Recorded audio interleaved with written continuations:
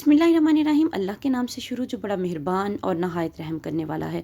अस्सलाम वालेकुम रहमतुल्लाहि व बरकातुहू। लाखों करोड़ों दरूद व सलाम नबी पाक सल्लल्लाहु अलैहि वसल्लम और उनकी आल पर।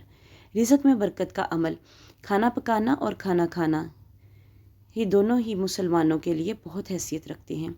आज मैं आपको रिज़्क़ में बरकत का छोटा सा हैरत अंगेज़ वजीफ़ा बताऊँगी। ये ख़ास तौर पर ख़वातीन के लिए है, क्योंकि ख़वातीन ही घर में खाना पकाने का काम करती हैं और आमतौर पर किचन की ज़िम्मेदारी संभालती हैं और खाना पकाना भी इसी ज़िम्मेदारी में आता है। आप खाना पकाते हुए इस आसान अमल को करें और फिर अपने घर में खैर व बरकत का नज़ारा करें।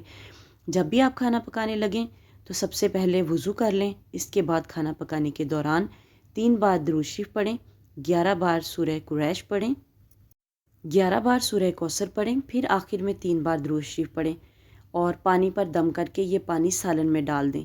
इस खाने को जो भी खाएगा वो बीमार नहीं होगा। इस घर में कभी रिज़्क़ का मसला नहीं होगा, कभी रोज़ी तंग नहीं होगी और कभी भी गुर्बत और इफ़लास और फाका इस घर में नहीं आएगा।